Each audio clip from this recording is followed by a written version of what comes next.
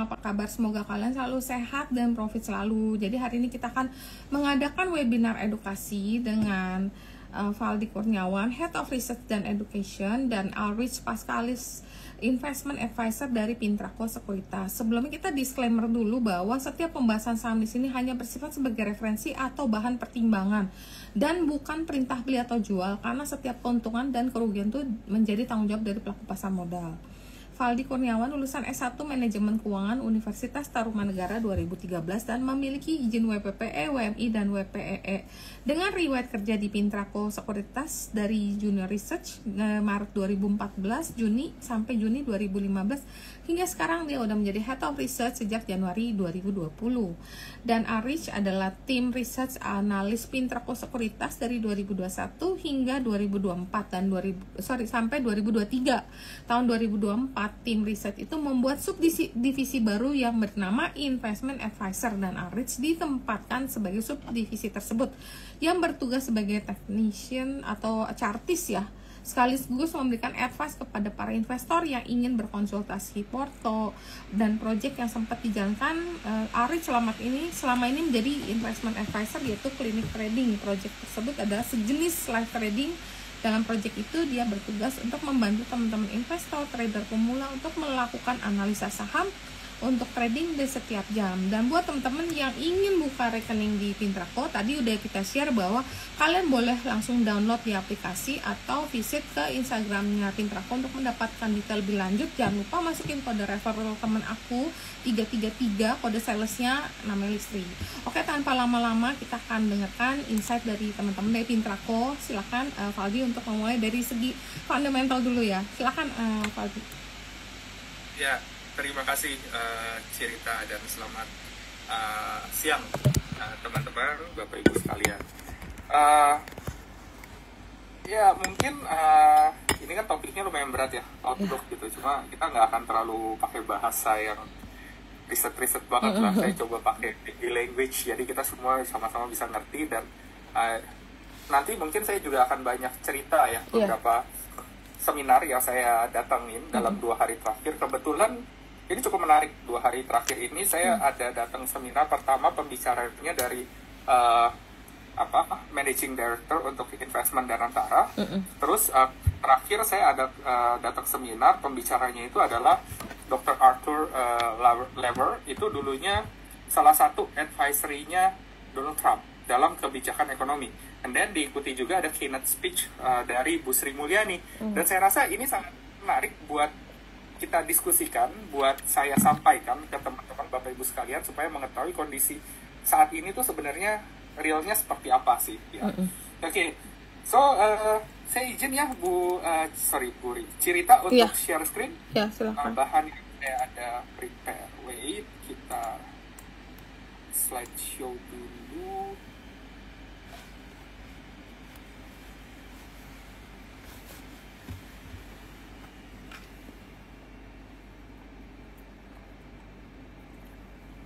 Share screen aja lah.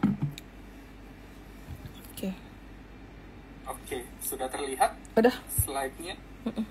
Oke, jadi ya sebelumnya saya klarifikasi sedikit. Ini jabatan terakhir, Division Head Research and Education. Ya sama aja sih sebenarnya, cuma ada education. Dan ini kondisi tarif US ya. Jadi kalau teman-teman Bapak Ibu semua masih ingat ya, waktu terjadi Perang Dunia Kedua, pihak yang menang itu kan kita tahu siapa, US dan sekutunya gitu ya. Nah setelah itu landasan perdagangan dunia atau global itu didasarkan pada ideologi mereka. Let's say kayak free trade dan lain sebagainya. Makanya kalau dicermati di sini ya, pasca perang itu tarif cenderung mendekati zero. Ya sangat rendah tarif itu. Jadi justru ideologinya adalah ideologi free trade. Nah itu yang terjadi selama ini, dan kita sebagai negara dunia ya, global trade itu berdasarkan pada landasan itu. Nah tapi kalau dicermati di sini nih, dilihat di sini ya, dalam waktu singkat suddenly tarif itu naik secara signifikan. Nah yang bikin tarif itu naik siapa? Justru negara yang menerapkan landasan global trade ini, ya US itu sendiri, ini yang sesuatu yang sangat unik, yang dianggap sebagai perubahan yang akan fundamental. Jadi kalau orang bilang sekarang kita menghadapi kondisi uncertainty, sebetulnya kalau kata Bu Sri Mulyani itu terlalu soft untuk menggambarkan kondisi sekarang. Ini ada something yang dikatakan sebagai seismic change. Seismic itu tau ya, kayak gempa gitu, gede banget dampaknya. Nah, itu perubahan yang sangat signifikan dan gak akan berlangsung cuma 1-2 tahun. Ini bisa at least medium to long term. Kenapa medium? Karena Donald Trump baru diangkat sih. Jadi masih ada waktu sekitar 5 tahun lagi untuk Donald Trump itu melakukan kebijakan-kebijakan perdagangan yang maybe akan merubah landasan ini tadi. So perubahannya itu sifatnya akan lebih kepada fundamental itu, dan bisa jadi ya itu skalanya cukup besar atau seismic change itu tadi. Nah, ini udah jelas tarif akan jadi resiko ya, karena kalau kita lihat di sini arah tarif ya yang dari sebelumnya hampir mendekati 0, kemungkinan dalam waktu dekat ya dengan berbagai reciprocal dan sebagainya bisa naik sampai 27%. Dan kalau kita lihat di sini new order udah jelas mengalami penurunan, especially in the US ya, karena kalau tarif impor itu naik, biaya yang perlu mereka keluarkan untuk membeli barang, bahan baku dan lain sebagainya jadi jauh lebih mahal gitu ya. Apalagi US dan Tiongkok itu ya saling lempar-lemparan tarif gitu ya, udah sampai angka yang menurut kita nggak rasional gitu. 200% tarif tuh gimana coba? Beli $1 dia masih bayar $3 gitu. Ya itu lucu sih, tapi terjadi gitu kan. Dan nah ini poin yang menarik dari Dr. Arthur Lover kemarin. Dia menyatakan bahwa kan cukup dekat dengan Donald Trump ya. Donald Trump itu memang suka bernegosiasi, dan maybe ini adalah bagian dari negosiasinya itu. Jadi yang saya tangkap dari situ cukup menarik. Ini tarif ini bisa jadi adalah salah satu alat untuk negosiasinya Donald Trump, dan kelihatan lumayan berhasil ya. Kalau kita perhatikan akhirnya Tiongkok pun bisa didorong untuk melakukan negosiasi, dan beberapa minggu lalu tuh sempat ketemu, ada deal, akhirnya ditunda kan, diturunin dulu tarifnya, ditunda 90 hari ke depan gitu kan. Nah terus dengan Inggris ya udah pastilah ada deal. Kalau Inggris itu balance trade-nya mereka udah hampir 0 gitu kan. Jadi terus sama Indonesia juga kemarin kita sempat ada diskusi, tapi kelihatannya yang udah deal kan baru sama Inggris ya. Nah harapannya ke depannya ya ini ada deal-deal baru sehingga tarif ini nggak setinggi ini gitu, karena udah pasti akan berdampak negatif ke global trade, dan pada akhirnya dampaknya adalah ke pertumbuhan ekonomi global. Nah kita sebagai negara yang terbuka ya udah pasti akan mengalami dampak negatif dari itu. Worst case-nya kan gitu ya, story jangka panjangnya. Nah tapi ada satu hal yang cukup menarik yang saya peroleh dari seminar kemarin. Dikatakan bahwa ya walaupun di awal-awal kelihatannya cukup agresif ya menerapkan tarif ini dan lain sebagainya, tapi pada akhirnya diyakini bahwa akan ada penurunan tarif justru. Let's say kayak dulu di Trump 1.0 ya, itu ada beberapa kesepakatan free trade agreement dengan Meksiko, dengan Korea Selatan, dengan Jepang, dengan Brazil kalau saya nggak salah, sama Argentina, itu justru ada free trade agreement. Nah, tapi gimana cara mencapai itu ya? Dari pendekatan bilateral itu. Ini yang berbeda, yang tadi dikatakan akan ada seismic change. Kalau dulu kita punya negosiasi, kita punya dispute, global trade dispute, kita majunya kemana? WTO atau World Trade Organization. Itu tuh hakimnya lah, ya, yang memantau perdagangan dunia gitu. Dulu ada nih. Nah sekarang itu di bypass gitu. Jadi kalau kita dispute dengan US, ya nego dengan si Trump, nggak lewat situ lagi. Nah itu yang membuat ada sedikit pergeseran, dan metode negosiasi pun ya jadinya berbeda gitu dan unik. Untungnya ya kelihatannya pemerintah kita masih bisa ngeladenin Trump gitu ya istilahnya, karena kelihatannya diskusi terakhir kemarin perkembangannya cukup positif nih. Jadi kita masih bisa mempunyai kepercayaan yang cukup besar pada Pak Erlangga Hartarto, Menko Perekonomian, dan juga Bu Sri Mulyani selaku Menq kita gitu ya. So ya ini sesuatu yang menarik, dan beberapa poin yang saya rasa menarik juga untuk diketahui oleh kita. Nah yang menarik di sini juga adalah bentuk besarnya tarif yang dikenakan nih. Ternyata mayoritas ya yang kena tarif besar itu justru berada di Asia Tenggara nih kalau diperhatikan ya. Vietnam kena sampai 46%, Indonesia sendiri waktu itu 32% gitu ya. Nah, ini kelihatannya karena Trump melihat bahwa negara-negara di Asia Tenggara itu tanda kutip ya dikatakan sebagai proxy gitu. Jadi proksinya Tiongkok. Jadi Tiongkok kan nggak bisa dia langsung ke US gitu ya. Nanti US-nya makin nyadar, dia makin emosi gitu kan. Nah, dia lewat negara Asia Tenggara. Caranya gimana? Invest di negara-negara Asia Tenggara, bangun pabrik di Asia Tenggara itu. Nanti hasil produksi di Asia Tenggara itu yang dilempar ke US. So, dia nggak direct dari dari Tiongkok ke US, tapi via Asia Tenggara. Cuma, ownernya siapa ya? Ownernya sebenarnya investor dari Tiongkok juga. Nah, itu yang disebut sebagai proxy. Nah, ini yang membuat kenapa Asia Tenggara atau Southeast Asia itu kena tarif yang cukup tinggi waktu reciprocal kemarin. Walaupun cara ngitungnya sebetulnya even sama ekonom di negaranya sendiri juga dipertanyakan gitu ya. Karena kan dia based on negatif atau defisit neraca perdagangan gitu ya.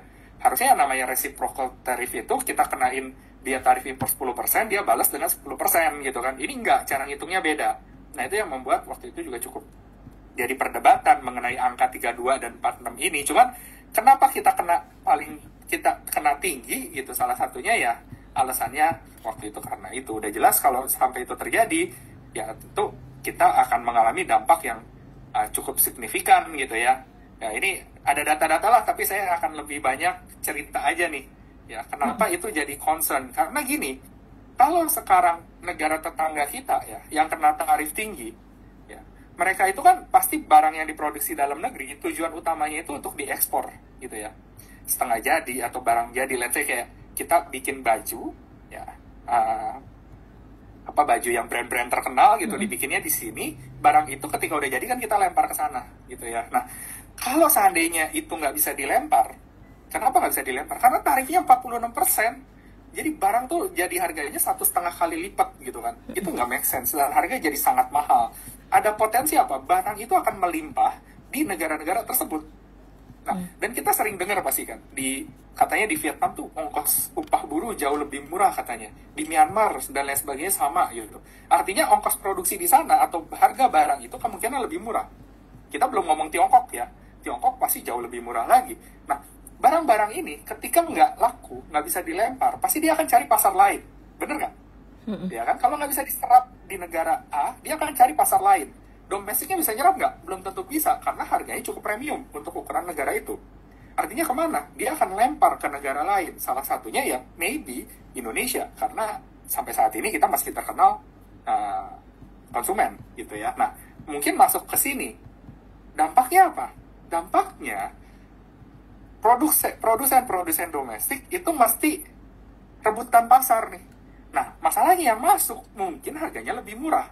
Kita bisa kalah saing. Kalau kita kalah saing, orang akan lebih mikir daripada gue produksi sendiri, mendingan impor aja. Tuh harganya lebih murah. Dan gak ribet, gak harus ngurusin izin produksi, gak harus ngurusin penggajian dan lain sebagainya gitu. Pada akhirnya, produsen domestik ini akan kalah dan ada potensi ya menambah jumlah pengangguran. Karena pabrik-pabrik banyak yang tutup dan sebagainya. Nah, itu adalah worst case scenario-nya. Makanya kenapa yang dikhawatirkan bukan sekedar dari sisi angka tarifnya, tapi dari dampak lanjutan jika tarif ini nggak ada solusinya. Nah, ini yang waktu itu bikin IHSG itu panik banget ya, pasar kita sempat turun sampai 5 ribuan kalau nggak salah waktu itu kan. Nah, pemicunya karena itu mereka nggak lihat sekedar ini tarif kita nggak bisa dagang sama US, tapi mereka ada kekhawatiran jangka panjangnya itu. Nah, kuncinya di situ. Makanya kenapa ketika US Tiongkok dapat deal ya, terus ada potensi kita juga dapat deal, negara-negara lain juga dapat deal, even Vietnam udah bilang ya udah semua tarif masuk dari US ke kita nol gimana. Akhirnya kan mereka lebih open gitu ya. Nah, itu yang membuat saya rasa pasar ada sedikit optimisme di situ yang saya lihat gitu ya. Nah, ini kondisi yang cukup menarik sih saya cermati di situ. Oke, kemudian ini nilai tukar mungkin kita bisa skip aja karena kita akan lebih banyak nanti diskusi mungkin ya. Nah, ini pertumbuhan ekonomi kita kemarin ada sedikit perlambatan di kuartal 1, dia turun ke 4,87 ya dari akhir tahun di 5,07 karena memang biasa ini masih bisa dibilang wajar ya, karena Q1 memang biasanya sedikit melambat, karena di US itu dia ada penurunan produksi karena ada libur Imlek gitu ya. Jadi kinerja ekspor kita biasanya agak turun atau agak melambat di kuartal 1, sehingga berdampak pada pertumbuhan ekonomi secara overall. Cuman kita berharap di Q2, Q3, khususnya Q4 nanti semua bisa membaik. Cuma saya ada datanya nggak? Saya bawain datanya nggak ya? Cuma problemnya Q2 ini juga kelihatannya masih 50-50 ya, karena kelihatannya konsumsi domestik nggak sebagus itu.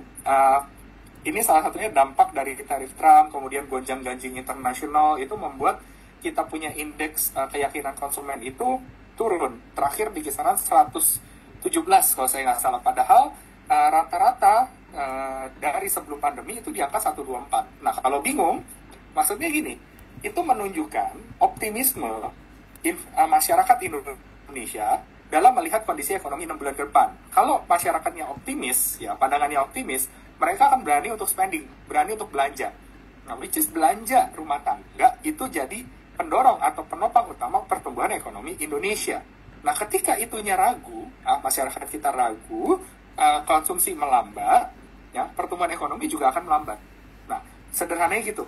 Batasnya di berapa sih batas yakin atau confidence itu? Batasnya di 100, teman-teman, Bapak Ibu sekalian. Nah, kita biasanya di 124, artinya ada lebih yang cukup besar tuh di situ. Cuman terakhir ini turun ke 117. Even kita punya indeks manufaktur, ya karena konsumsi atau demand-nya juga rendah atau turun, manufaktur kita juga melambat ke kisaran 49,6 kalau saya nggak salah. Itu bisa dibilang terendah pre-COVID. Ya, COVID kalau nggak salah sempat ke 47, sekarang setelah itu kan balik 50, di atas 50 konsisten. Nah, ini bisa dibilang kondisi yang relatif lebih rendah daripada pasca COVID kemarin. Jadi memang Q2 agak sedikit meragukan ya, ditambah kondisi eksternal seperti itu. Cuma kita masih punya optimisme harusnya nanti di second quarter gitu ya, karena harusnya kesepakatan tarif itu bisa tercapai gitu ya, khususnya dengan Tiongkok. Kita tentunya nggak berharap itu cuma temporary 90 hari, tapi bisa dapat permanent deal ya, sehingga ekonomi global itu masih bisa survive gitu ya. Soalnya Tiongkok sebenarnya udah sempat menunjukkan perbaikan yang cukup bagus ya. Tahun lalu itu kuartal 3 kalau nggak salah, dia punya indeks manufaktur sempat turun ke bawah 50. Bayangkan suatu Tiongkok yang memang negara fokus manufaktur, fokus ekspor, manufakturnya bisa di bawah 50. 50 itu batas ekspansif, Bapak Ibu. Jadi kalau di atas 50, pabrik-pabrik tuh cenderung meningkatkan volume produksinya, nambah mesin dan lain sebagainya. Tapi kalau di bawah 50, dia cenderung kontraksi. Jadi mesin ada beberapa yang dihentikan produksinya. Jadi misalnya kalau produksi itu ada 3 line, dia mungkin cuma pakai 2 line. Atau shiftnya biasanya 3, sekarang jadi cuma 2. Intinya gitu. Nah, Tiongkok bisa sampai turun ke bawah 50. Tapi kemudian pemerintahnya gerak cepat. Dengan kuartal 4 itu mereka kasih stimulus yang cukup signifikan, baik itu moneter maupun fiskal, ya, sehingga manufakturnya bisa balik ke 50. Udah mulai konsisten tuh 50 di Q4 sampai dengan Q1 kemarin. Cuman sayangnya, ya di April seperti yang kita ketahui bersama ketika kita libur, Trump mengumumkan tarif gitu ya. Ini kena segini, terus Tiongkok bilang kita nggak ada nego. Kalau seandainya tarif dari kita mau dihapuskan, ya kamu hapus duluan, karena kamu yang mulai, intinya gitu waktu itu kan. Tapi Amerika juga nggak bergeming, sehingga pada akhirnya ya ini saling balas-balasan sampai akhirnya tarif itu di 140 dan 200 sekian gitu kan. Nah, baru tuh terakhir akhirnya bisa ketemu di Geneva, ada penundaan sampai dengan 90 hari ya. Itu kalau dulu saya bilangnya kayak ada cahaya di ujung lorong lah, kurang lebih gitu ya. Nah, kita berharap ada hasil positif dari situ, sehingga ini kan sekarang kita udah dihadapkan dengan kondisi perang gitu ya. Jangan lagi ditambah dipusingin dengan tarif gitu loh. Nah, ini yang harapan pasar kelihatannya seperti itu, dan kita berharap ada titik terang dari at least dari perdagangan itu tadi gitu ya. Oke, kemudian ini tadi kenapa walaupun kita bilang kalau kita dagang paling banyak itu dengan Tiongkok, dengan ASEAN, kita biasa bilang gitu kan.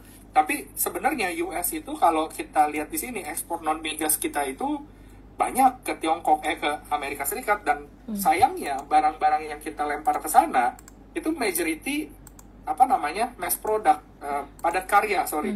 Contoh di sini barang-barang buatan pabrik, bahan bakar dan mesin-mesin alat pengangkutan dan lain sebagainya, tapi paling banyak ada kalau kita bilang pakaian sama sepatu ya.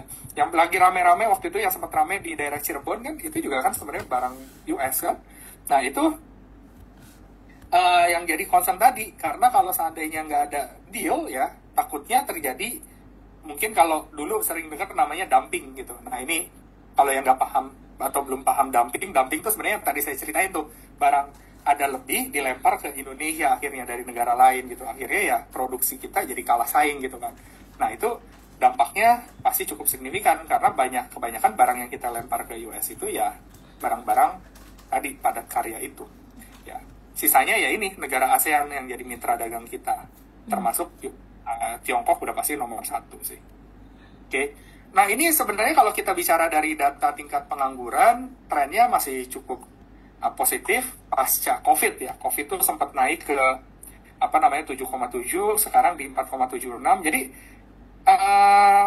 data ini sebetulnya saya cuma mau menegaskan bahwa kita mungkin awal tahun ya sempat takut dengan yang namanya nilai tukar rupiah, dan sempat ramai itu di media sosial, wah ini kondisi nilai tukar rupiah udah lebih tinggi daripada kondisi 98. Pasti pernah dengar deh, pasti pernah baca, dan mungkin ada yang terpancing akhirnya takut juga tuh karena dengar berita itu, wah iya rupiah lebih mahal daripada 98 ya. Tapi yang perlu Bapak Ibu perhatikan, teman-teman cermati, adalah pergerakannya ya.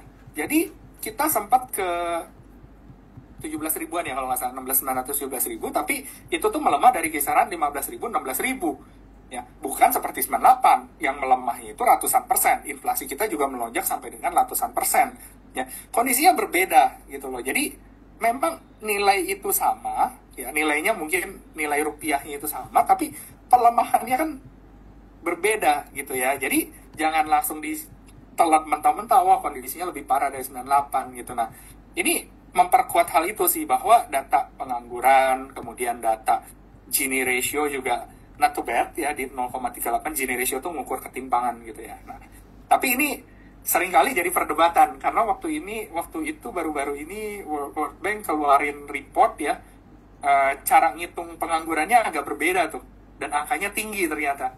Ya itu, tapi kan kita mau nggak mau tetap berpacu pada BPS ya, Bapak Ibu sekalian ya. Oke. Jadi kurang lebih seperti ini kalau dari sisi kualitas pendapatannya. Nah ini pendapatan dari sisi APBN lah ya. Waktu itu juga sempat ramai ada defisit APBN. Tapi sebetulnya kalau kita cermati lagi ada yang unik. Jadi pendapatan cukai kalau saya nggak salah itu naik cukup signifikan. Tapi pendapatan dari pajaknya naiknya nggak terlalu signifikan. Nah waktu itu juga saya ada ikut seminar.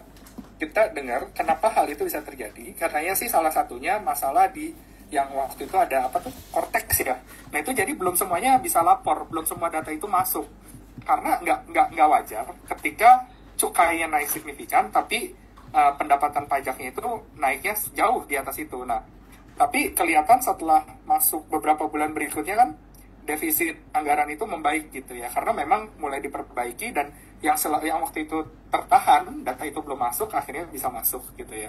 Nah ini again ya, saya di sini bukan orang pemerintahan, jelas saya adalah analis, tapi ini adalah informasi faktualnya seperti ini. Ini yang saya rasa perlu disampaikan supaya tadi kan kita mengalami berbagai isu atau sentimen yang negatif, tapi kita masih tetap rasional nih. Apakah sebetulnya kondisi domestiknya sejelek itu gitu, sehingga ya kalau orang jualan kita mesti ikutan jualan gitu loh. Nah kalau kita bisa tahu yang sebenarnya, kita kan bisa tetap rasional dalam mengambil keputusan investasi kita kan. Sebenarnya kunci saya cuma di situ, bukan saya bilang bahwa pemerintah kita luar biasa bagus. Saya tetap objektif di sini ya.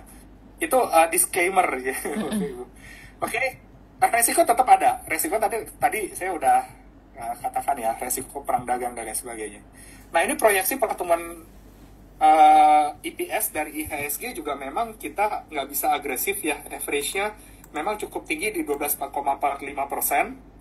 Cuma kelihatannya untuk tahun 2025 akan ada sedikit perlambatan, atau ya nggak bisa seagresif tahun-tahun kemarin atau beberapa tahun terakhir, karena kuartal 1 pun banking itu juga nggak terlalu bagus ya. Biasanya kita bisa mengacu ke kinerja banking gitu. Nah, terlepas memang di tahun lalu ada sedikit bisa dikatakan sebagai high base gitu ya, karena dia ada pembalikan dari restrukturisasi pencadangan dan lain sebagainya. Cuma nggak terlalu bagus. Jadi kelihatannya kita lihat ada normalisasi untuk pertumbuhan atau target pertumbuhan EPS. Dengan demikian, target IHSG pun kemungkinan ada sedikit penurunan ya dibandingkan target kita waktu 2024 kemarin, waktu kita keluarin outlook kita pertama kali ya di 8.600. Waktu itu masih cukup optimis, tapi kelihatannya mungkin di tahun ini sampai dengan nanti akhir tahun 2025 di 7692. Dan honestly kita belum terlalu memberikan bobot yang cukup besar pada resiko perang ya, karena ini baru dimulai dan kita masih betul-betul tanda tanya arahnya akan seperti apa, eskalasinya sejauh mana, endingnya seperti apa. Honestly kita belum punya gambaran akhirnya seperti apa, karena saya ngobrol dengan tim, dengan teman, dengan pengusaha pun kita coba minta pendapat mereka, ya masih gelap, masih abu-abu gitu. Jadi paling sederhana deh, apakah ini akan sampai ke perang dunia ketiga? Who knows? Jawabannya terpecah. Apakah akan sampai perang nuklir? Jawaban terpecah. Jadi ini kita belum bisa lihat nih akhirnya atau endingnya di mana. Ya, kalau dulu waktu perang dagang, honestly ketika IHSG turun ya dengan berbagai berita negatif itu ya, kita salah satu yang paling pertama kali ngeluarin konten yang bisa meredam kepanikan pasar, mulai dari upaya pemerintah dalam menanggapi tarif Amerika, kemudian kita yang meluruskan berita tentang bukan kita yang meluruskan ada banyak, tapi kita salah satunya meluruskan tentang berita atau isu tentang nilai tukar rupiah. Kita juga waktu itu memberikan penjelasan, kita melakukan penjelasan juga tentang Danantara gitu, dan terbukti balikan IHSG-nya karena kita melihat itu masih ada titik terangnya nih. Ya, karena beberapa kali atau dari Trump 1.0 kita lihat Trump ini memang suka ini nih kasih statement, tapi kemudian sebenarnya ada tujuan di belakangnya tuh apa gitu. Nah, waktu itu kita ada indikasi ini kayak pasti ini sebagai alat negosiasi. Nah, ternyata terbukti gitu. Jadi waktu itu at least lebih ada, kita masih bisa menerka gitu endingnya gimana. Kalau yang kali ini betul-betul kelihatannya tanda tanya. Karena kenapa saya bilang yang perang ini lebih tanda tanya, ini juga menarik. Kita balik lagi ke pertama ya. Dulu di awal tadi saya ceritakan bahwa global trade ini ya, landasannya itu dibentuk atau dibangun dari ideologi pemenang perang dulu ya. Nah, artinya ada hegemoni di situ. Nah, sekarang ada satu negara ya yang potensial jadi superpower baru dari segi ekonomi, dari segi militer. Siapa? Tiongkok. Dan Tiongkok maybe ideologinya beda. Artinya ada perebutan hegemoni kan. Nah, ini yang jadi tanda tanya. Seberapa jauh dia akan mendorong upaya untuk merubah hegemoni ini, termasuk landasan global trade tadi. Seberapa besar keinginannya, seberapa jauh dia akan nge-push ini. Nah, itu yang saya rasa bikin resikonya jadi ya cukup tanda tanya. Ya, jadi mungkin seperti itu. Memang ada resiko-resiko ya. Cuma kalau balik lagi kita lihat sektor apa sih yang masih menarik ya. Ini ada beberapa tapi nanti bisa dibaca secara detail lah ya. Yang pasti banking kita masih melihat cukup oke ya. Nilai tukar rupiah juga udah mulai cenderung nggak terlalu bergejolak lah kayak waktu awal-awal tahun kemarin, walaupun ada isu perang dan lain sebagainya. Bank Indonesia juga kemarin udah bisa pangkas suku bunga acuan sebesar 25 basis point. Memang sempat mendorong pelemahan nilai tukar rupiah, tapi nggak sampai terlalu signifikan ya. Kemudian juga kita lihat ada pertumbuhan loan terakhir juga datanya masih di angka 8%. Memang nggak bisa sebagus tahun kemarin, average-nya di atas 10%, tapi dengan kondisi yang serba tidak menentu seperti saat ini, 10% sebenarnya nggak bisa dibilang buruk juga gitu ya. Dan kinerja Q1, ya walaupun kita semua tentu khawatir, wah ini dengan kondisi rupiah seperti ini dan lain sebagainya, pasti akan tertekan signifikan. Tapi ternyata kinerja Q1 dari bank-bank kita not too bad, walaupun juga nggak sebagus tahun kemarin gitu ya.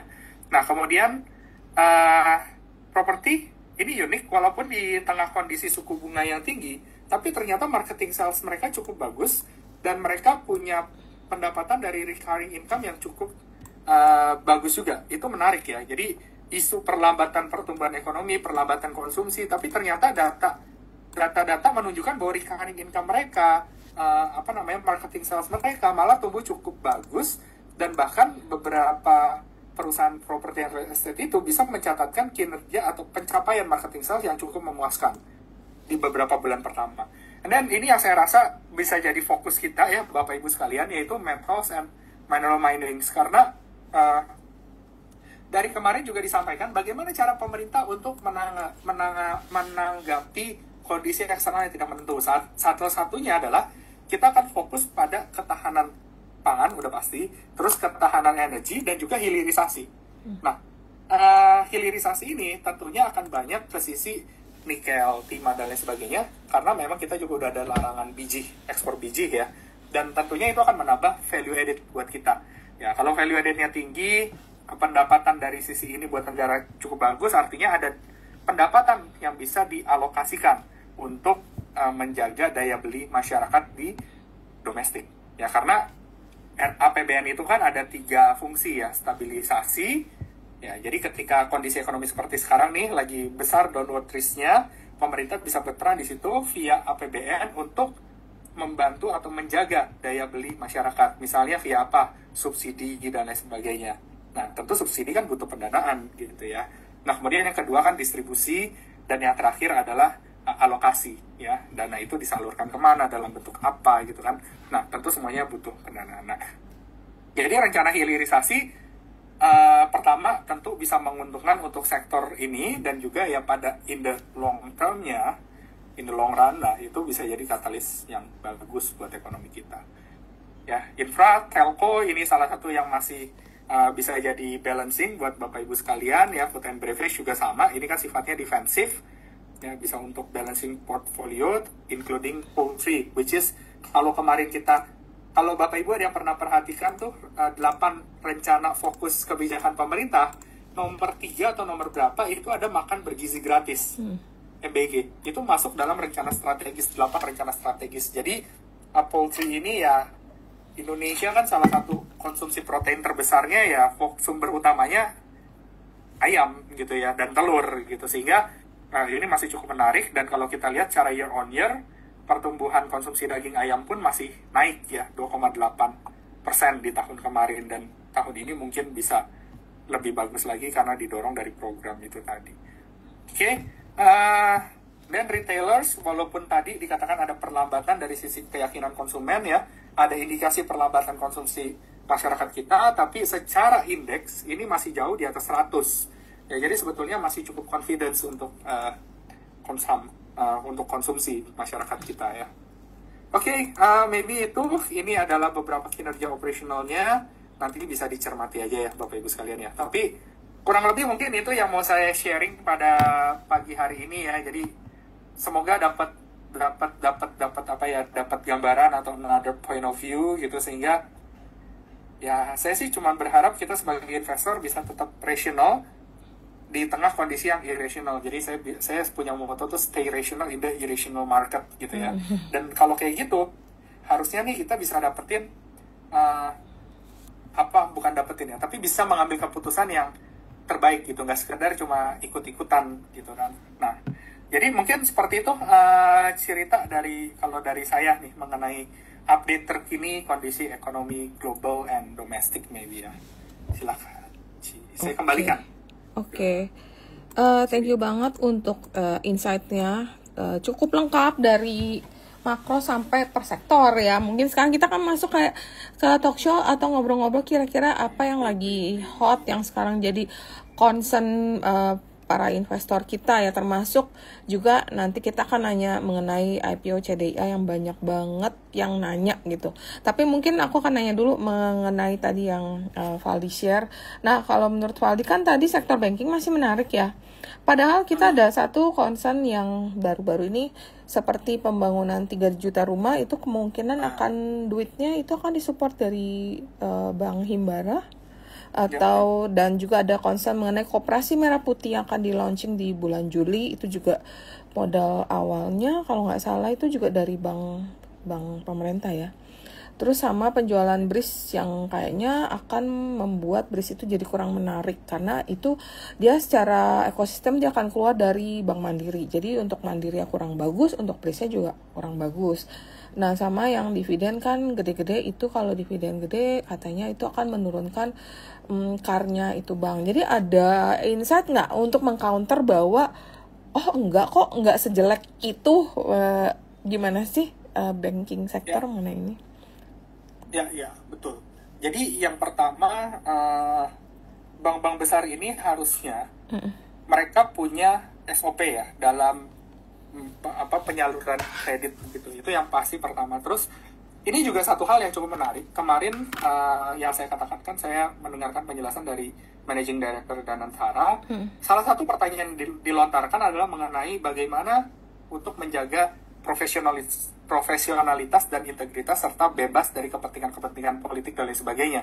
Itu sudah dikatakan atau jawabannya kurang lebih seperti ini, di mana partner dari Danantara itu kan banyak dari perusahaan-perusahaan global ya, yang mana mereka itu punya kriteria khusus, persyaratan khusus yang diwajibkan bagi partner-partner bisnis mereka. So, kalau kita mau berbisnis dengan mereka, kita harus ngikutin aturan-aturan itu atau kriteria itu. Artinya nggak bisa suka-suka kita gitu misalnya. Nah, jadi kenapa saya tiba-tiba ke Danantara? Karena ya sekarang banking ini, BUMN khususnya ya, kan yang jadi isu bank BUMN ya. BUMN ini kan digabung dalam Danantara kan. Nah, sehingga harusnya kebijakan itu akan turun ke perbankan ini. Itu satu dari sisi kekhawatiran, wah ini nanti akan dijadikan alat atau lain sebagainya. Itu pertama kita meluruskan itu dulu. Yang kedua, kalau seandainya bank-bank ini asal kirim atau asal kasih kredit, tentu akan berdampak negatif ke dia punya kualitas perbankan itu dari sisi likuiditas dan lain sebagainya. Dampaknya itu bisa terjadi kehilangan kepercayaan dari masyarakat kan. Nah, worst case-nya itu dulu tentu kita pernah dengar yang namanya RAS dan lain sebagainya gitu. Nah, dulu kalau ada yang udah ngikutin, pasti pernah rame banget ya beberapa tahun lalu tuh bank yang dampak sistemik. Nah, berdampak sistemik itu banknya maybe nggak semua orang kenal. Size-nya nggak sebesar BUMN. Itu aja ketika dia collapse, dampaknya sistemik. Bayangkan kalau BUMN itu, amit-amit collapse, itu dampaknya udah bukan lagi cuma 1-2 perusahaan, negara udah pasti pusing gitu. Makanya walaupun ya, wah ini nanti akan diminta tolong untuk 3 juta rumah, untuk KMP dan lain sebagainya, tentu tetap memperhatikan yang namanya SOP yang sudah dimiliki oleh si perbankan atau oleh bank-bank itu, sehingga mereka harusnya tetap menjaga profesionalitas dan integritas itu, sehingga nggak salah nih waktu nyalurin kredit dan lain sebagainya. Mereka tetap ngelihat kondisi kualitas dari si calon peminjamnya seperti apa dan lain sebagainya.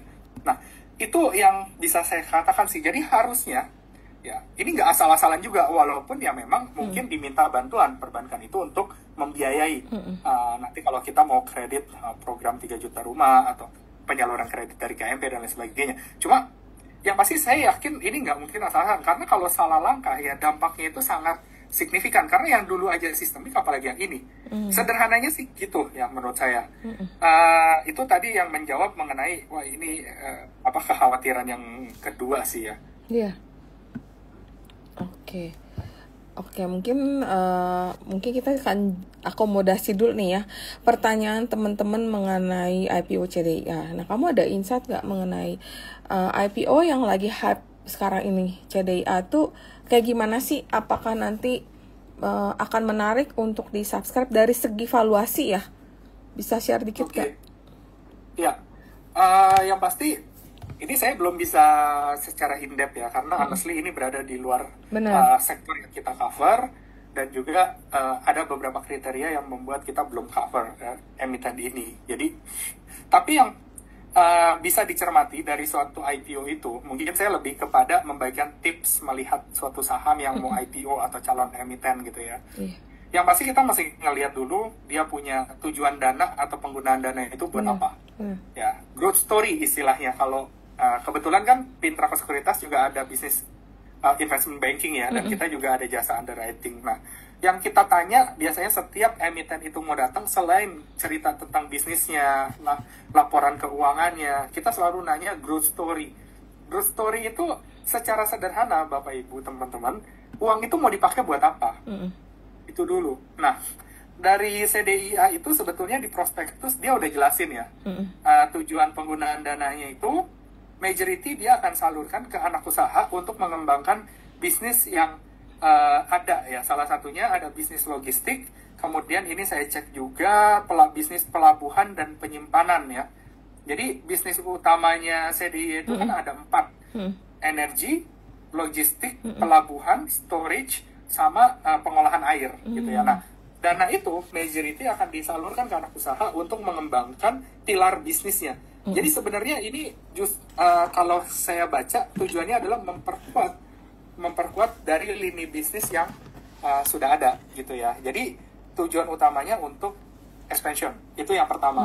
Terus kita juga bisa lihat ini kan kondisinya masih untung, so kita bisa cermati dia punya kebijakan dividen seperti apa. Nah, itu juga disampaikan di prospektus, karena harusnya kita beli saham itu kan tujuannya adalah untuk long term ya. Cuma kalau untuk spekulasi ya itu beda cerita. Tapi kalau untuk yang memang mau hold untuk long term, itu ada kebijakan dividen, berapa besar dividen yang akan dia bagikan kepada investor gitu. Nah, itu ada kebijakan dividen dari CDIA sebesar 40%, sebanyak-banyaknya 40% dari laba bersih gitu ya. Oh, dia udah sebut di prospektus, udah disebut ya dia mau bagi dividen sebesar itu. Betul, prospektus itu sebenarnya lengkap banget sih. Ini mungkin saya share sedikit ya. Iya.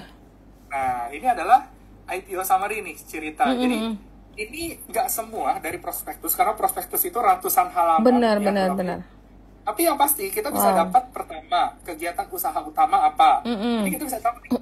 Apa saya bisa cerita kayak tadi, karena saya udah baca prospektusnya, energi, logistik, pelabuhan, penyimpanan, air, ya kan. Kemudian tujuan dana buat apa? Ini juga dijelasin. Berapa rupiah untuk kemana? Ini untuk yang bisnis logistik ya, anak usaha. 1,5 M akan dipakai untuk pilar bisnis pelabuhan dan penyimpanan. Triliun ya. Itu. Triliun. Jadi itu yang gede, berarti dana yang gedenya ini yang 1,5 triliun nih untuk dialokasikan ke anak usaha yang pilar bisnis pelabuhan dan penyimpanan. Betul. Karena rencana penggunaan dana itu honestly macam-macam, banyak sekali jenisnya. Ada yang untuk ekspansi, ada yang untuk restructuring, artinya dia pembiayaan ulang hutangnya dia. Itu juga ada perusahaan yang menggunakan dana IPO untuk itu. Nah, yang honestly kalau biasanya kita ngomong ke investor, mereka biasanya lebih suka kalau dana itu dipakai untuk ekspansi, karena harapannya ke depannya kan bisa meningkatkan pendapatan dari si perusahaan dan pada akhirnya akan meningkatkan dia punya laba bersih kan. Itu dia, makanya kenapa biasa kalau tujuan penggunaan dana untuk ekspansi itu lebih disukai. Apalagi, nah ini yang penting di sini nih di sebelah kiri. Jumlah penawaran atau emisinya itu berapa? Emisi itu adalah dana yang bisa diperoleh dari pelaksanaan IPO. Nah, ini nilainya 2,37 triliun.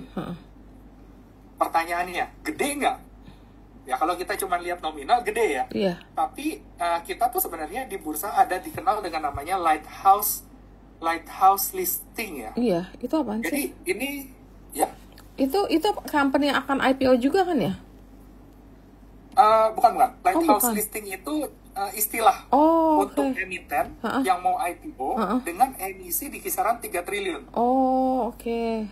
Minimal 3 triliun. Itu dikatakan sebagai lighthouse. Nah, ini di 2,3 kan artinya udah mendekati batas lighthouse. Jadi ya ini bisa dibilang cukup besar nih untuk ukuran IPO di Indonesia. Kenapa disebut lighthouse? Lighthouse itu tahu ya, mercusuar kan? Mercusuar itu kalau kita di perahu di kapal layar, acuan kita untuk melihat daratan dari lighthouse. Jadi lighthouse itu bisa dibilang inilah acuan supaya si IPO mau kelihatan secara publik, secara general, secara umum, itu size-nya segitu. Nah, artinya ini masuk dalam kategori nyaris lighthouse. So, udah mendekati di lighthouse itu. Jadi ini pasti akan dapat animo yang besar dari masyarakat. Oh, oke. Pantesan Nah, itu aku datanya tuh bisa kelihatan di sini. tiap kali baca selalu direktur BJ suka bilang gini, nanti ada lighthouse, IPO lighthouse. Aku pikir nih, apa sih ini perusahaan lighthouse yang mercusuar itu di mana gitu. Ternyata oh gini, ini hanya istilah. Oh, oke, menarik.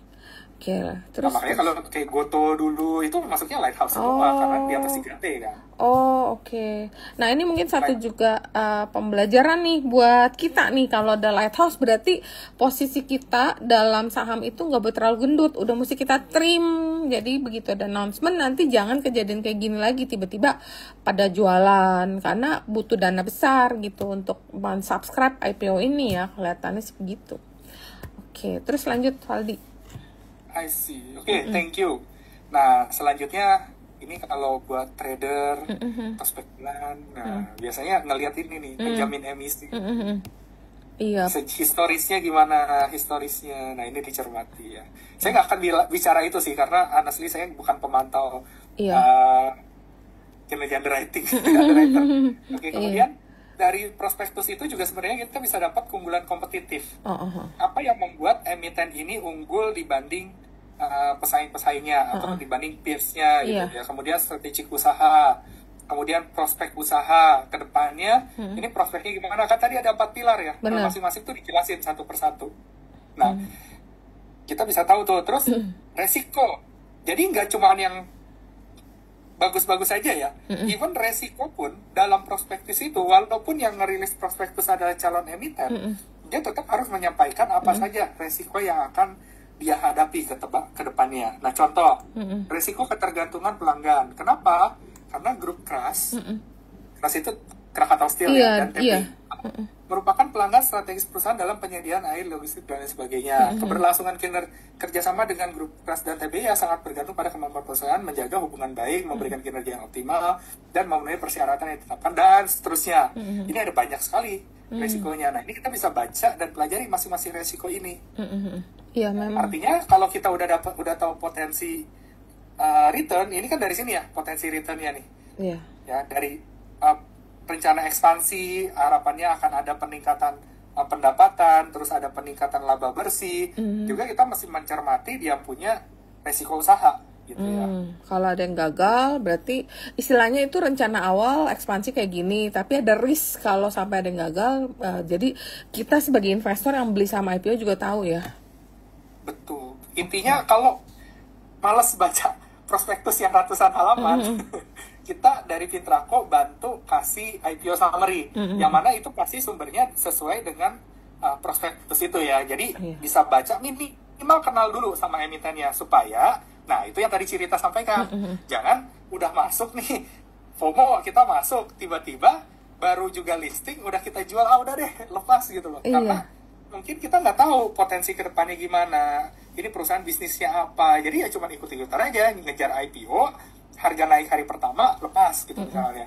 Nah itu sebenarnya satu jadi kitanya pun ya membangun karakteristik tadi spekulasi gitu.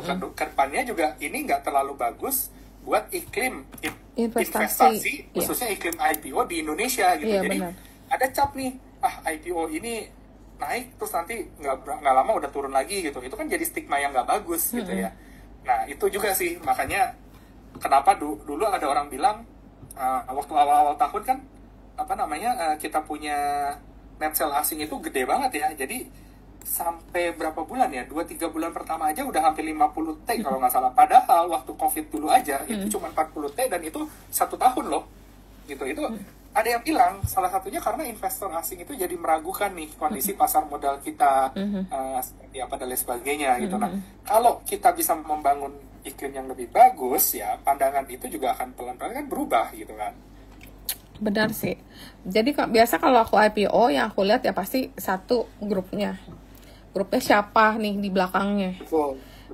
Terus udah gitu tujuan dananya itu yang penting buat ekspansi Kak. Kalau buat bayar utang biasa aku udah rada males deh. Kalau mau beli ya udah beli paling hari-hari awal-awal, nanti udah cuan di TP. Jadi enggak buat invest tapi lebih ke trading. Tapi kalau memang company yang kayak biasa, kalau grup Konglo aku biasa lebih simpan, tapi umumnya dapatnya sangat dikit itu biasanya. Tapi ini ada yang menarik nih Valdi. Oversubscribe kan? Iya, selalu overnya, masalahnya aduh kadang-kadang nggak wajar, dapetnya tuh sangat dikit banget. Jadi itu yang kadang bikin. Karena itu tadi sih, karena dia kan animo. lighthouse. Semua orang kan ngelihat nih, semua orang ngelihat, semua orang jadi pengen IPO, mereka masukin. Nah, akhirnya oversubscribe-nya gede banget, jadi pasti yang kita dapat akan kecil. Iya. Nah, tapi ini ada fun fact yang sangat menarik mengenai IPO CDIA ini. Ternyata CDIA punya 4,99 saham Ratu. Nah, itu udah disebutkan juga kan di prospektus kalau dia punya Ratu ya. Tapi aku juga bingung itu masuknya ke bagian mana dari 4 pilar itu ya? 4 pilar bisnis itu. Karena gini, bisnis utamanya kan sebetulnya berkaitan dengan infrastruktur pertambangan. Nah, Ratu ini kan juga di bidang energi kan. Jadi nggak ada salahnya bahwa suatu perusahaan yang memang bisnisnya di sektor pertambangan itu, mereka melakukan ekspansi dengan cara membeli sebagian saham di perusahaan lainnya yang masih inline gitu dengan bisnis utama. Nah, FYI, ini maybe kita ambil contoh sedikit geser ya. Dulu ada perusahaan batubara, ya, fokus utamanya dia produksi batubara and only batubara. Jadi cuma produksi batubara. Terus waktu itu lagi rame tentang nikel, berita-berita tentang EV, baterai listrik. Nah, perusahaan ini dia beli saham perusahaan baterai listrik di USI. Dan ternyata hal itu membuat harga sahamnya dan kinerjanya cukup bagus tuh waktu itu, karena nikel lagi bagus harganya. Nah, jadi boleh-boleh aja sebetulnya, walaupun mungkin nggak masuk dalam pilar bisnis utama gitu, tapi ini ya bagian dari bauran produk, cuman mungkin bukan pilar utamanya gitu. Oke, menarik sih. Mungkin aku mewakili pertanyaan juga nih, banyak banget kan teman-teman retail yang bingung ya, mereka tuh saking FOMO-nya begitu ada announcement kemarin kan udah pada subscribe. Ini sedangkan harga kalau ini kan masih, kalau penawaran awal itu kan book building nggak sih kalau kayak kita ngomongnya. Jadi harga itu range ada 170 sampai 190. Jadi banyak yang bingung kalau misalnya dia masuk sekarang harganya harga berapa. Aku bilang biasa mesti nembak harga tertinggi kalau mau dapat. Terus kedua, kalau misalnya kali ini dari penawaran awal mereka dapatnya sedikit. Nah, kira-kira mereka boleh ngikut lagi nggak sih di penawaran umum nanti? Oke, jadi book building itu sebetulnya, nah ini kan ada tahapan-tahapan sebelum perusahaan itu listing di Bursa Efek ya. Yang pertama adalah book building. Book building itu sebetulnya dia membentuk harga. Ya, jadi mencari harga terbaik untuk IPO-nya. Makanya kalau kita baru dapat prospektus, biasanya harga penawaran itu rentang. Dari rentang sekian sampai rentang sekian. Nah, ini adalah kesempatan bagi kita, investor, untuk melakukan penawaran berdasarkan kinerja dia, berdasarkan prospektus yang kita baca. Perusahaan ini menurut kita layak dihargai berapa sih? 170, mendekati 170 batas bawahnya gitu, atau mendekati 190 batas atasnya. Nah, kita boleh memasukkan harga di berapa? Nah, nanti kan yang masukin banyak nih. Nah, dari harga-harga yang masuk itu nanti akan dilihat mana harga yang paling banyak diminati. Nah, perusahaan itu setelah periode book building bisa menentukan apakah saya mau mengikuti plek-plek harga yang ditentukan itu, atau saya mau sedikit lebih tinggi atau sedikit lebih rendah, bebas. Tapi fungsi utama dari book building adalah menentukan satu harga untuk IPO nanti, penawaran nanti. Nah, jadi book building itu sebenarnya sifatnya lebih kepada kita tuh membantu memberikan penilaian kepada si perusahaan, kira-kira berapa harganya.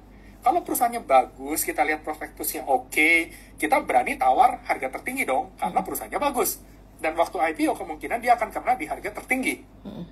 Ya, jadi maksudnya harga tertinggi atau di book building itu bukan berarti kita pasti dapat barangnya, tapi itu lebih kepada kita memberikan penawaran untuk produk ini. Karena pada periode ini emiten itu akan roadshow nih untuk menawarkan perusahaannya kepada investors. Nah, nanti dia baru dapat feedback gimana. Nah, itu yang akan ditentukan ketika nanti penawaran umum. penawaran umum di situ harganya udah satu, sudah ditentukan berdasarkan apa? Berdasarkan book building. Let's say, ya contoh aja ya, ini contoh, harganya dapatnya 190.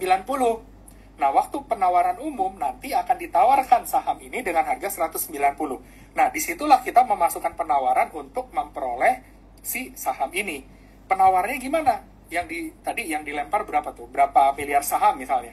Ya misalnya anggaplah 1 miliar lembar gitu.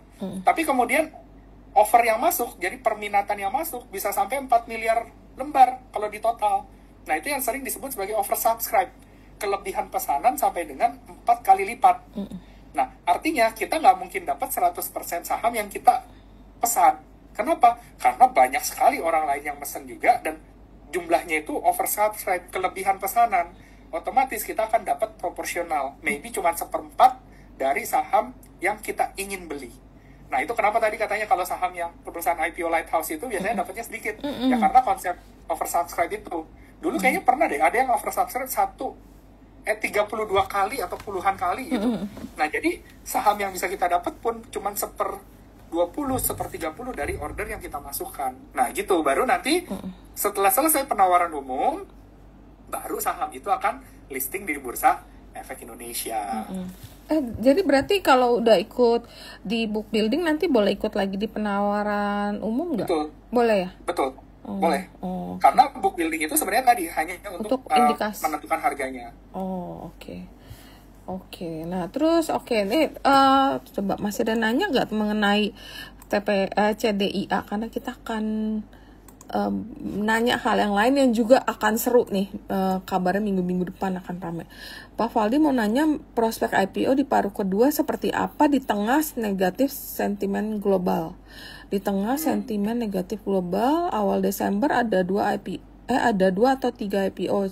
Chandra Daya Investasi anak usaha TPIA, Belok sister company AMRT, Cek perusahaan Alkes. Apakah daya serap untuk investor masih tinggi? Terus mana yang menarik? Terus IPO CDIA ditunggu-tunggu, apa bisa mengikuti jejak brand? Apakah bisa mengangkat IHSG di tengah negatif sentimen negatif global? I see. Ini udah semi cenayang nih kalau. Tapi yang atas saya bisa jawab sih. Jadi prospek IPO di paruh kedua ini seperti apa ya? Jadi kemarin juga dibuka tuh realisasi IPO ya. Di beberapa bulan pertama 2025. Memang kalau dibanding dengan pencapaian 2024 ada penurunan dari segi jumlah emiten. Tapi dari segi value atau emisi sebenarnya nggak kalah-kalah banget. Artinya masih inline lah dari segi nilai transaksi. Artinya apa? Artinya jumlah saham yang IPO lebih sedikit, tapi emisinya besar. Emisi besar biasanya adalah perusahaan-perusahaan besar yang IPO. Berkualitas. Itu udah mengindikasikan arah IPO tahun ini setidaknya 2025 akan seperti apa. Kelihatannya akan fokus pada perusahaan-perusahaan yang size-nya cukup besar, kinerjanya cukup bagus, atau dikatakan sebagai lighthouse IPO tadi, sampai dengan second half nanti. Kelihatannya akan seperti itu. Artinya, buat kita ini sebenarnya membantu sih cerita buat investor nih. Karena artinya ini udah difilter dari awal. Benar. Tanpa perlu kita lakukan filtering lagi gitu. Artinya dari awal dari filter ini memang perusahaan-perusahaan yang besar, secara kinerjanya bagus, emisinya besar gitu ya. Sehingga harusnya punya prospek ke depan yang lebih bagus juga gitu ya. Nah, contoh tadi disebutkan beberapa nama ya. Itu kan pertama berkaitan dengan grup besar. Yang kedua Bilog. Bilog itu kalau teman-teman atau Bapak Ibu sering jalan di pinggir jalan ya, pasti sering ngeliat truk Bilog kan. Logonya B. Aku nggak pernah lihat malah. Ada ya? Ada. Itu ternyata ya itu perusahaan distribusi dari AMRT. Ini hal yang menarik sebetulnya karena biasanya kalau punya perusahaan logistik sendiri. Contoh, Kalbe Pharma itu punya Enceval. Iya, benar. Itu adalah bisnis logistiknya dia. Grupnya Indofood ya, dia juga punya Indo Logistik kan, sama aja. Nah, ini juga MRT dia punya bisnis logistiknya sendiri dengan nama Bilog gitu ya. Jadi harusnya atau kelihatannya akan banyak perusahaan-perusahaan di second half ini yang ya tadi secara emisi cukup besar dan kinerja pun harusnya bagus, cukup bagus lah setidaknya gitu ya. Terus kalau apakah bisa mengikuti jejak brand dan lain sebagainya, itu fundamental harusnya ya, kinerjanya seperti apa gitu kan. Benar-benar. Nah itu yang bisa diperhatikan oleh kita berdasarkan apa yang kita baca dari prospektus itu. Oke. Ya kalau ngomong daya serap investor, kelihatannya kalau nama-nama besar biasanya bisa attract investor masuk ya, kalau namanya ada kayak Alfamart kan grup gede, TPIA grup gede. Nah kalau cek ya mungkin balik lagi ke valuasi sama penggunaan dana IPO kali ya. Kalau misalnya ditanya apakah bisa daya serapnya ada apa enggak, ya tergantung balik ke perusahaan yang mau IPO itu kali ya.